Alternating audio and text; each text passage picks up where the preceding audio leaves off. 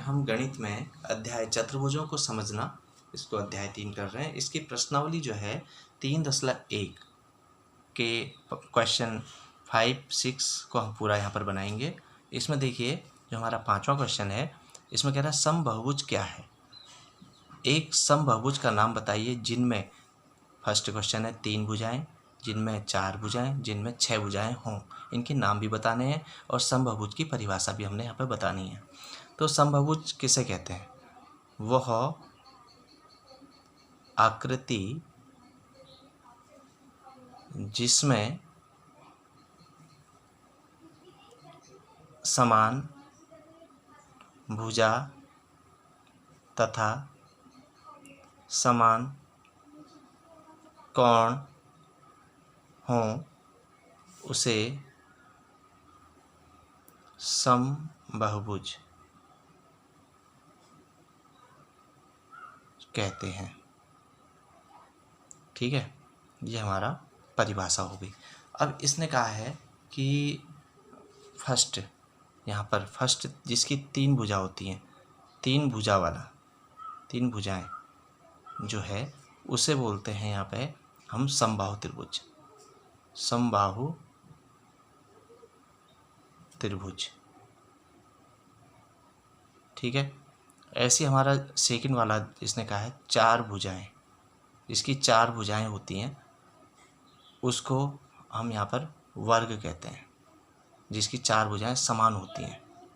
ठीक है, और ऐसी यहाँ पर तीसरा जिसकी 6 भुजा समान हो, 6 भुजाएं समान हो, उसको हम कहेंगे सम, लगाएंगे सम आगे से, और सम षट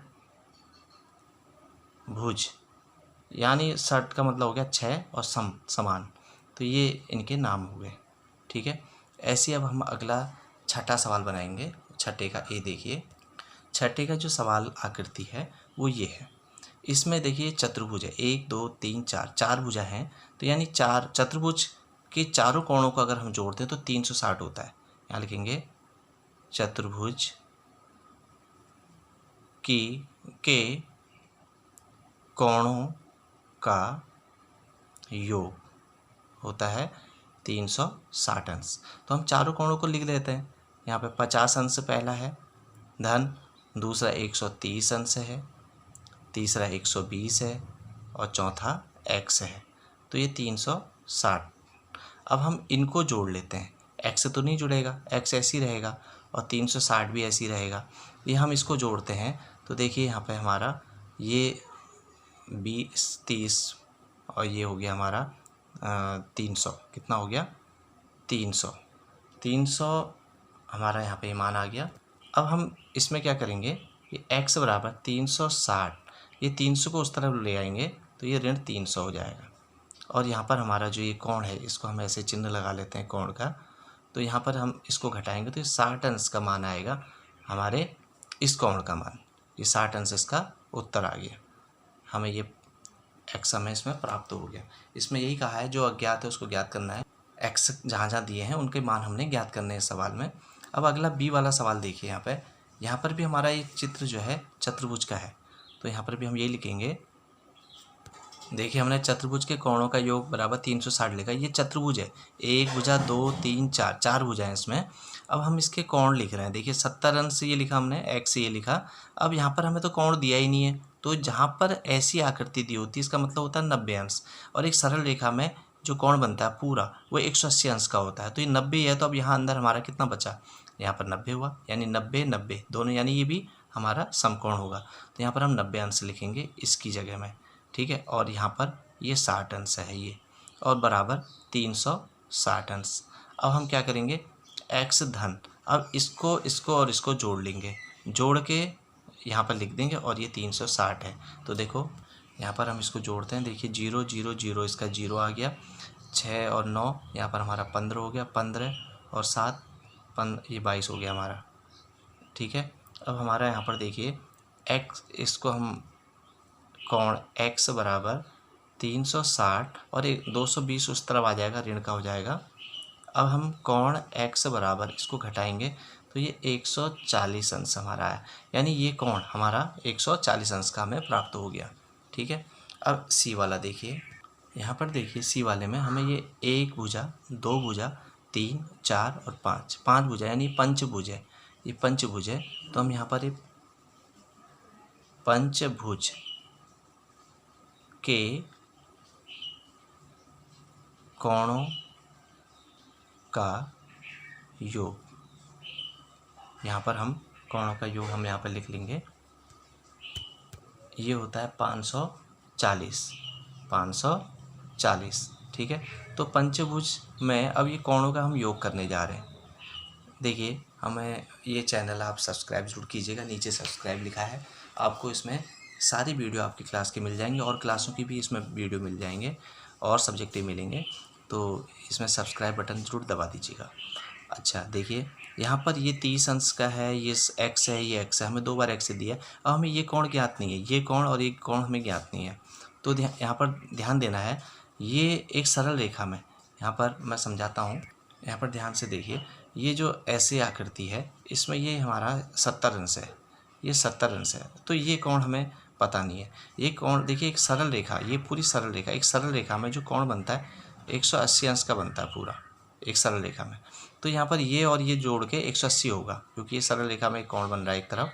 तो हम इसको निकालने के लिए 180 में 70 अंश घटाएंगे, तो हमारा कितना आएगा 110 अंश, यानी हमारा ये कोण कितने का है 110 अंश। अब 110 और 70 जोड़िए 180 हो रहा है। ठीक है, हमें ये कोण दोनों प्राप्त हो गए। ऐसे ही हमारा जो दूसरी तरफ का कोण है उसको देखिए, वो यहाँ को 60 अंश बता रहा है, तो हमें ये ज्ञात करना है। तो 180 में हम ऋण 60 करेंगे तो ये हमारा घटेगा 120 अंश आएगा। देखिए, हम यहाँ पर इसको 120 लिखते हैं, 120 और 60 जोड़िए कितना हुआ 180 है, तो यानी ये एक सरल रेखा में 180 इसकी तरफ पूर्ण हो रहा है। ठीक है, अब हमको ये सारे कोण मिल गए हैं, तो हम यहाँ पर लिख लेते हैं 30 धन x धन 110 धन 120 धन x कोण बना लेंगे। ये हमको सारे कोण हमें प्राप्त हो गए 540। पंचभुज है, यानी 1 2 3 4 5 कोण हो गए, और ये यहाँ पर ये x से जोड़ेंगे तो 2x ऐसे हो जाएगा। अब देखिए 100 230 230 और 230 और 30 260 अंश ये हो गया बराबर 540।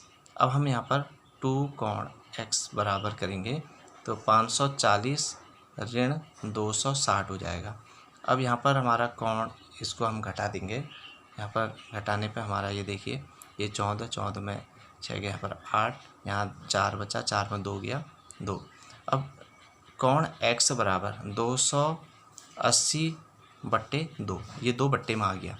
ठीक है, इससे ही कट गया, यहीं पर हम हल कर लेते हैं। कोण x बराबर हो जाएगा ये 140 अंश, तो ये मान भी हमारा 140 ये भी होगा, और दूसरा कोण भी हमारा 140 अंश होगा। ये दोनों 140 अंश के होंगे। अब डी वाला क्वेश्चन देखिए, यहाँ पर देखिए ये आकृति 1 भुजा 2 भुजा 3 4 5 भुजा है, 1 2 3 4 5 भुजा है। तो यहाँ पर 5 भुजा में हमने इसको वही पंचभुज आकृति हुई है, तो पंचभुज के कोणों का योग 540 होता है, हम इसको लिख लेते हैं। यहाँ पर देखिए, हमने पंचभुज के कोणों का योग वही 540 लिख लिया। अब हम यहाँ पर ये कोण हमारा x है, देखिए ये भुजा बराबर, यानी बराबर यहाँ 2 लकीरें यहाँ पर दी हैं, 2 यहाँ भी दी हैं, 2 यहाँ, यानी इसका मतलब है सारी भुजा बराबर हैं, बिल्कुल समान हैं, ये छोटी बड़ी नहीं है। चित्र में भले आपको लग रहा हो, लेकिन ये सवाल जो किताब में दिया गया है उसमें ये सब समान है। ये भुजा ये इसके बराबर है, ये तब ये चिन्ह दिया है। तो जब ये x है तो यहाँ पर ये भी x होगा, ये भी x होगा, ये भी x होगा, ये भी x होगा, और ये भी x होगा। यानी x कितने हो गए हमारे 5, यानी कोण x प्लस कोण x प्लस कोण x प्लस कोण x और प्लस कोण x, ये बराबर 540 हो गया। ठीक है, अब हमारे ये पाँचों कोण जुड़ेंगे तो 5 कोण x बराबर 540। अब हम कोण x बराबर लिखेंगे तो 540/5 हो जाएगा। कोण x बराबर हमारा 5 से 1 कटा, यानी ये हमारा 108 अंश का एक कोण बन रहा है। यानी सारे कोण कितने के होंगे 108 अंश के होंगे, यानी जितने भी x हैं ये सारे मान 108 अंश के कोण होंगे। ठीक है, इसमें आज इतना ही, धन्यवाद।